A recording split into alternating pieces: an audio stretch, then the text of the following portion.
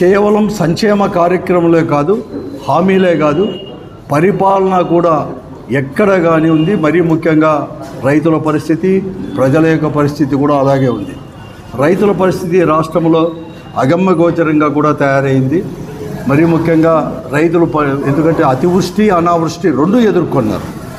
ఈ ఖరీఫ్ సీజన్లో ఈ పార్టీ అధికారంలోకి వచ్చిన తర్వాత అతివృష్టి అనావృష్టి రెండు ఎదుర్కొన్నారు.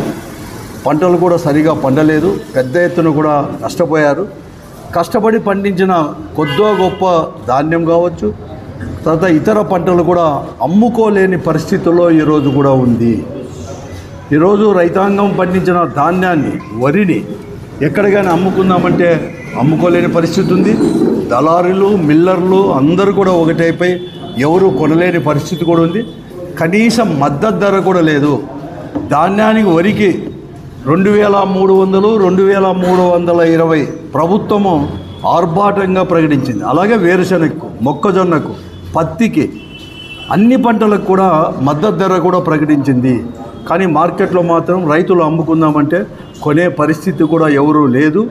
ఆ పరిస్థితుల్లో ఈ పరిస్థితులన్నీ కూడా మేము, ఎందుకంటే 2300, 320 వరికి ధర వచ్చేసి ఈరోజు మార్కెట్లో కేవలం ఒకప్పుడు 1900, పోయిన సంవత్సరం ఈ వేలకు 2700, 2800 ఉంటే క్వింటాలు ఉంటే ఇప్పుడు 1600, 1700 కూడా కొనలేని పరిస్థితుల్లో కూడా ఈరోజు కూడా ఉంది.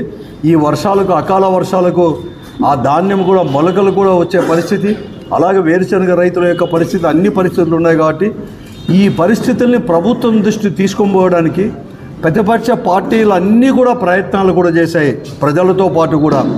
కానీ అవన్నీ కూడా ప్రభుత్వం అనేది కూడా పెడచెవున పెట్టేసి ఎవరైతే ప్రభుత్వం దృష్టికి తీసుకొని పోతున్నారో అని చెప్పేసి, ముఖ్యంగా వైఎస్ఆర్ కాంగ్రెస్ పార్టీ కార్యకర్తలపైన కానీ, నాయకులపైన కానీ వారిపైన తప్పుడు కేసులు పెట్టడము, లేకుంటే ఏదో కేసులో ఇరికించి వారి గొంతులు అనేది కూడా బయటికి రాకుండా చేయడం అనే ప్రయత్నంలో ఉంది తప్ప ఎక్కడ కానీ వీళ్ళు చెప్పేది వాస్తవాలను గ్రహించి చేయలేని పరిస్థితి కూడా ఉంది.